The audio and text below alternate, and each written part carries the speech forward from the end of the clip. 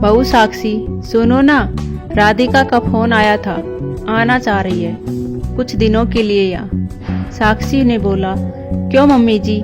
सास सुशीला ने कहा, अरे शादीशुदा होने का ये मतलब तो नहीं होता ना कि मायके से बेटी का हक ही खत्म हो गया।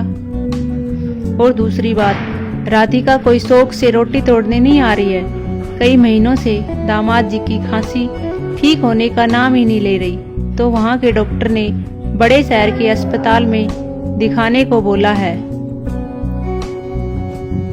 यहाँ तो एक से बढ़ के एक बड़े डॉक्टर हैं। राधिका बोल रही थी, सारी जांच होने और इलाज करवाने में कम से कम 15-20 दिन तो लग ही जाएंगे।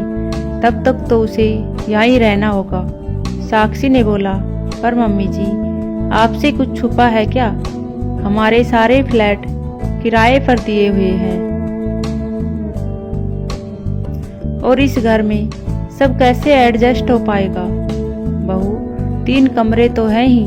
चिंटू मेरे कमरे में सो जाएगा और मोनी तो वैसे भी तुम दोनों के साथ ही सोती है। अपनों के लिए 15-20 दिन एडजस्ट नहीं कर सकते क्या? बेचारी राधिका छुट्टी मनाने नहीं, परेशानी में आ रही है। साक्षी ने कहा, देखती हूँ मम्मी जी, पर अभी आप कन्फर्म मत कर देना। वैसे जीजाजी के एक भाई भी तो रहते हैं यहाँ, उनके घर में भी तो रह सकती है राधिका दीदी। यह सुनकर सुशीला बोली, बहू, वह 2 बेडरूम का घर है, वहाँ जेठ जेठानी और उनके बच्चे भी बड़े बड़े हैं, वहाँ मुश्किल होगा रहना। ऊपर से उसकी जेठानी का तीखा स्वभाव। सास की इन बातों को सुनते ही साक्षी बोली, आप छोड़िए मम्मी जी, मैं शाम को खुद राधिका दीदी से बात कर लूंगी। सास को बहू की बातें ठीक न लगी। सुशीला जी सोच में पड़ गई कि आखिर इसमें सोचने और उपाय की कैसी बात है। घर की इकलौती बेटी हारी बीमारी में अगर आकर 15-20 दिन रह जाएगी तो क्या अनर्थ हो जाएगा। राधिका ने तो हमेशा साक्षी को छोटी बहन की तरह माना है। शायद राधिका का तौर तरीके सिखाना और उचित सलाह देना पढ़ी लिखी साक्षी को पसंद नहीं आया और वो मन ही मन उसे खार खाने लगी और पसंद नहीं करने लगी। दामाद जी नौकरी पेशे वाले थे और बच्चे स्कूल जाने वाले, तो वैसे भी कभी 1-2 दिन से ज्यादा नहीं रुकी राधिका। लेकिन उतने कम दिनों में भी साक्षी उससे कटी कटी रहती। साक्षी का बदला रवैया देखकर राधिका ने उसे सलाह मशवरा देना भी बिल्कुल बंद कर दिया था, पर साक्षी का स्वभाव नहीं बदला और शायद इसी कारण से साक्षी नहीं चाहती कि राधिका यहाँ आकर रही, पर मायका होते हुए बेटी होटल में रहे, ये भी तो शोभा नहीं देता। और फिर वो राधिका को कैसे कहेगी कि वो यहाँ आकर ना रहे, वो भी तब जबकि उसका बर्ताव बुरा नहीं है। दीदी, कल से 4 बार फोन कर चुकी हूँ, आप फोन क्यों नहीं उठा रही? साक्षी ने तल्ख लहजे में राधिका से कहा। तब राधिका बोली, क्या बताऊं भाभी, कल से हमारे बगल में इतना हंगामा मचा हुआ है कि उसी में उलझी पड़ी हूँ। हमारे बगल वाले भैया ने अपनी जमीन बिल्डर को दे दी। अभी 8 दिन पहले उस बिल्डर ने नीचे एक बड़ा सा शॉपिंग कॉम्प्लेक्स और ऊपर फ्लैट बनाने की बात की है। भैया को 20 फ्लैट में से 6 फ्लैट देगा और 20 दुकानों में से 10 दुकान देने की बात हो गई थी। ननद और भाभी की फोन पे बात चल रही है।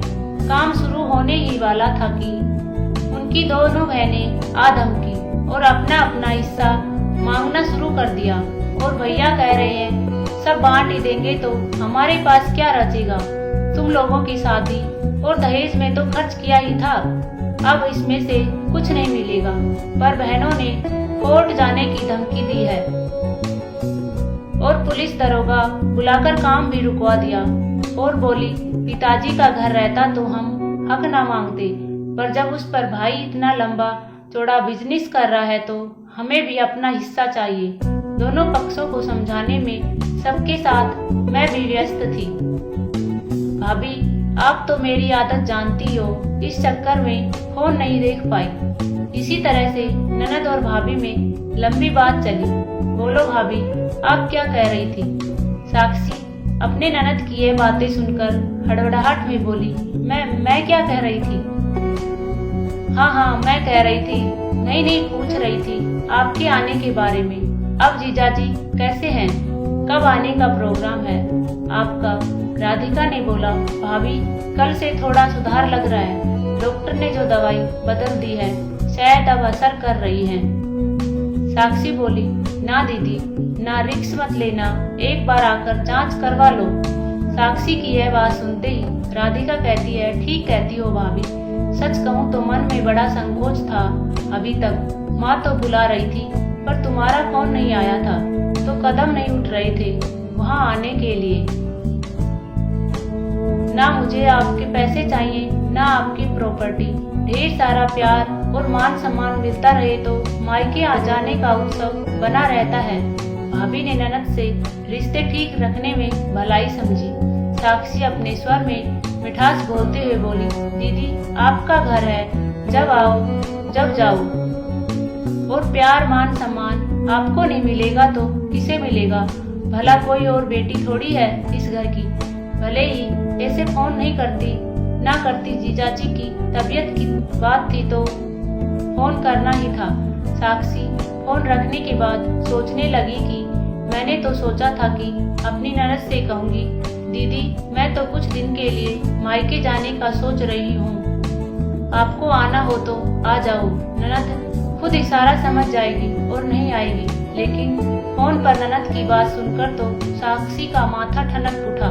उसने सोचा, ननद से अच्छे संबंध बनाकर रखेगी तो सब अच्छा होगा, वरना उसकी ननद को अपना हक मांगने में देर नहीं लगेगी। साक्षी ने ठान लिया कि वह अपनी ननद से बनाकर ही रखेगी,